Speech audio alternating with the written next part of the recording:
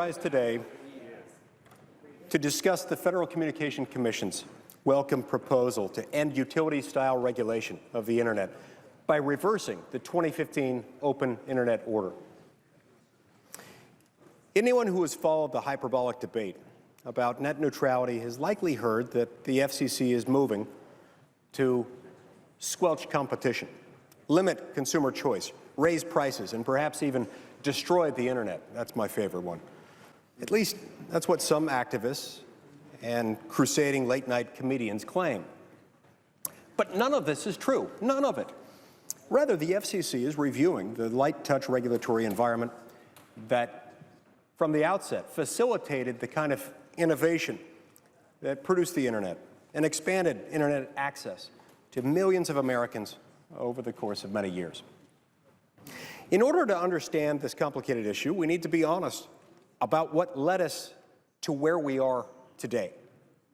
That is, the FCC's 2015 Open Internet Order. The Obama-era FCC claimed that its order implemented net neutrality, or the equal treatment of all data over the Internet. But that isn't quite right. The actual change was far broader than that. The FCC reclassified broadband Internet access service as a Title II telecommunications service instead of a Title I information service. It might sound like a small change, but this soundingly small, some might even say soundingly innocuous change, applied a whole host of New Deal-era regulations that were meant to apply to monopolistic telephone companies, monopolistic utility companies, and apply those to the Internet. It subjected 21st century technology to the same rules that governed rotary telephones in the 1930s. Why then did the FCC do this?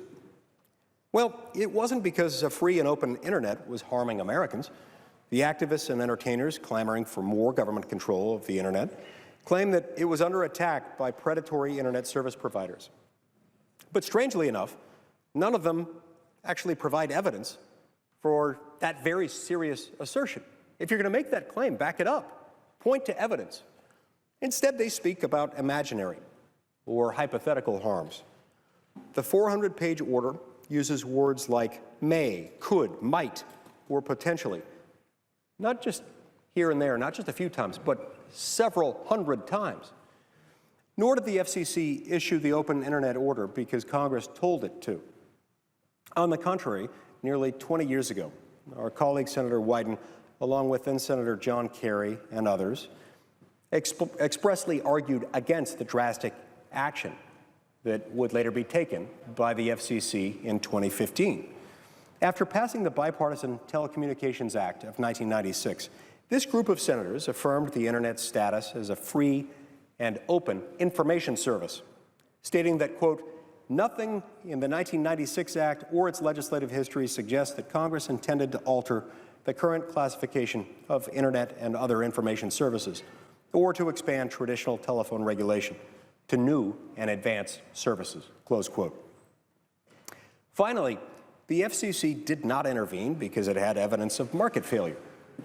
When the FCC issued its order, the Internet was still an explosive source of growth and innovation throughout America and throughout the world, as it had been for decades, when greater and greater numbers of Americans gained access to the Internet for the first time.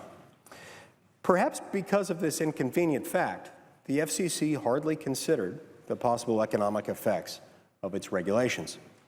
The FCC's chief economist at the time went so far as to say that the rules were an economics-free zone. What the Internet does need is regulatory certainty, which is why I recently introduced the Restoring Internet Freedom Act, along with several of my colleagues. This bill would fully repeal the FCC's 2015 Internet takeover. More importantly, it would prevent the FCC from interfering with the Internet in the future, unless such action were specifically authorized by Congress. But we shouldn't stop there. Instead of waiting for regulators and activists to find new excuses to restrict the Internet, we should open it further to extend more choices to American consumers. In other words, we should ensure that federal policy promotes competition. As we know from experience, heavy-handed regulations like the FCC's order tend to favor large, deep-pocketed companies over startups that can't afford an army of lobbyists in Washington.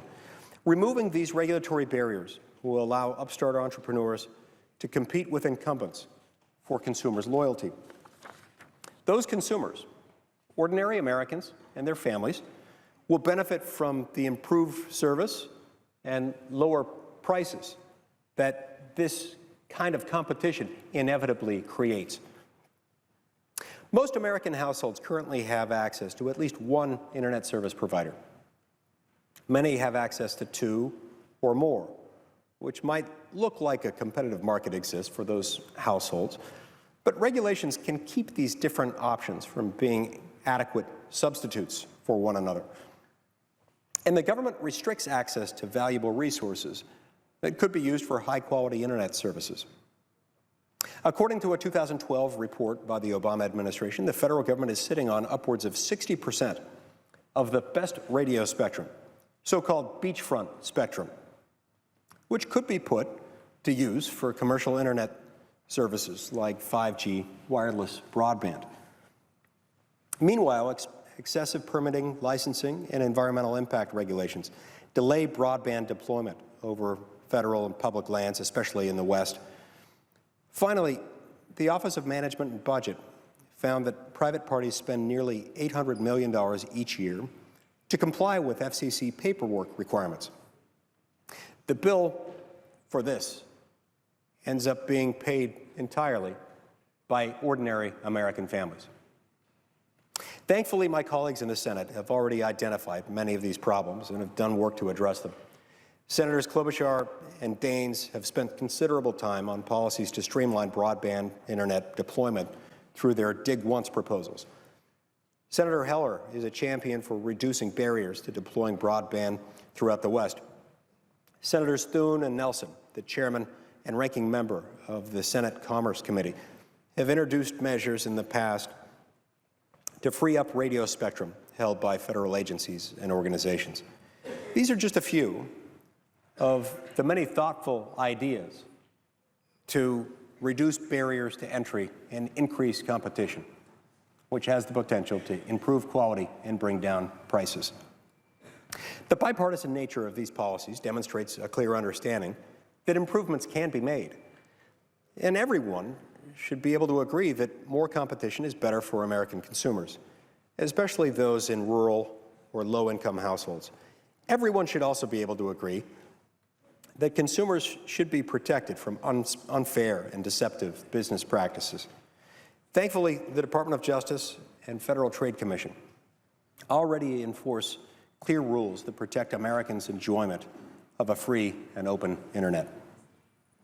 The combination of competition and strong enforcement of antitrust and consumer protections provides the benefits of an innovative marketplace while avoiding problems that come from tired, anti-consumer, outdated regulations like Title II and like the 2015 Open Internet Order.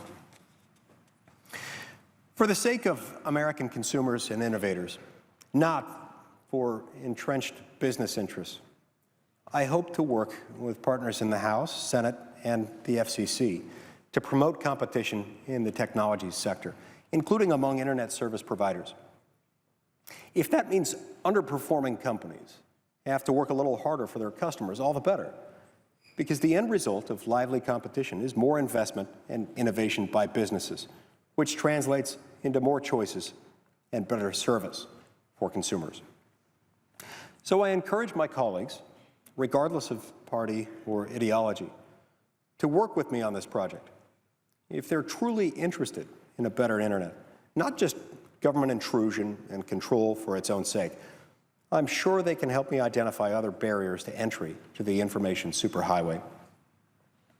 For now, a good start to ensure American consumers and small businesses benefit from the internet is to repeal the FCC's 2015 internet takeover, enforce antitrust and unfair and deceptive practice standards, and encourage competition among internet firms. Only then can we guarantee an internet that is free and open for everyone. Thank you, Mr. President. I note the absence of a quorum. The clerk will call the roll.